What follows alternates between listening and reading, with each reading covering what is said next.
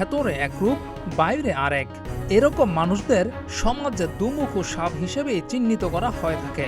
তবে যতদিন না এই মুখোশ উন্মোচন হয় ততদিন সবাই সাধু। সাধুর রূপে যারা থাকে তাদেরকে চেনা বড়ই কঠিন। এতটাই কঠিন যে বছরের পর বছর অন্যায় করে গেলেও তাদের সাধুত্বের আড়ালেই পড়ে থাকে সব অপরাধ, ধামাচাপা পড়ে যায় তাদের ব্যক্তিত্বের আড়ালে।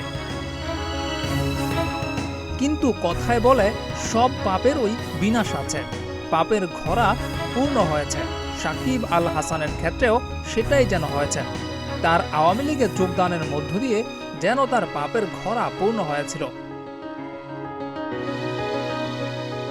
সাকিব আল হাসান নিজের প্রভাব খাটিয়ে অনেক অনৈতিক কাজ করেছিলেন নির্বাচনের আগেই। তবে সর্বশেষ নির্বাচনে আওয়ামী লীগের থেকে নির্বাচন করে যেন এসব কাজের লাইসেন্সটাও পেয়ে যান তিনি। আর সেটাই যেন তার সবচাইতে বড় ভুল ছিল। জুলাই আগস্টে ছাত্র জনতার গণ আন্দোলনের সময় সাকিব আল হাসান ছিলেন একেবারেই চুপ। আওয়ামী লীগের এমপি হওয়ায় এই আন্দোলনে ছাত্রদের পক্ষে একটি কথাও বলেননি তিনি। উল্টু এই সময় বিতর্কিত মন্তব্য করে হয়েছিলেন আরও সমালোচিত।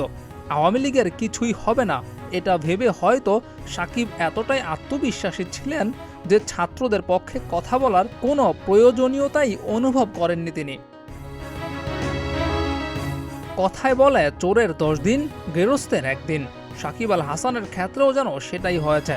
সাকিব আল হাসান তার জীবনে যত অন্যায় করেছেন সবগুলো এখন বেরিয়ে আসতে শুরু করেছে। আওয়ামী লীগ সরকারের পতনের পর তার সংসদ সদস্যের পদটাও হারিয়েছে, নিজের যতটুকু ক্ষমতা ছিল সেটাও হারিয়েছেন।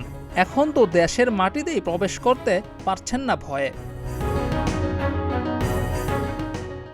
চেক জালিয়াতি, টাকা পাচার, শেয়ার বাজার কেলেঙ্কারি, প্রতারণা সহ বিভিন্ন অভিযোগ উঠে আসছে সাকিব আল হাসানের বিরুদ্ধে।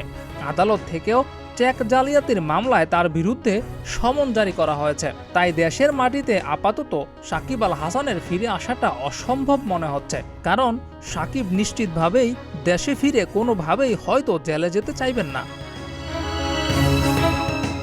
বাংলাদেশের জান, বাংলাদেশের প্রাণ, বিশ্বের সেরা অলরাউন্ডার, কিং অফ বাংলাদেশ, নবাব, আরও কত নাম দিয়েছিল ভক্তরা।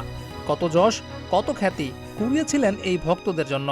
কিন্তু সারা জীবনে যেসব অন্যায় করেছেন, স্বৈরাচারের সহযোগী হিসাবে যে ভূমিকা পালন করেছেন, তার জন্য সকল যশ খ্যাতি এক নিমিষেই মুছে গেছে। এখন মানুষ তাকে নবাব নয়, বরং মির্জাফর হিসেবেই দেখছে। যে মানুষটা সাকিবকে নবাব বানিয়েছিল সেই মানুষটাই এখন মির্জাফর খেতাব দিচ্ছে। সেই মানুষদের জন্যই এখন নিজ দেশেও আসতে পারছেন না তিনি। কথায় আছে, সকালবেলা ধনী রে তুই, ফকির সন্ধ্যাবেলা। সাকিব আল হাসান হয়তো এখনও ধনী থেকে ফকির হননি, কিন্তু যে সম্মান তিনি অর্জন করেছিলেন, যে সুনাম ছিল তার, ভক্তদের কাছে যতটা অমূল্য ছিলেন তিনি, তার ছিটিফোঁটাও এখন আর বাকি নেই সেটা বলাই বাহুল্য। জিয়াউর রহমান, প্রতিদিনের বাংলাদেশ।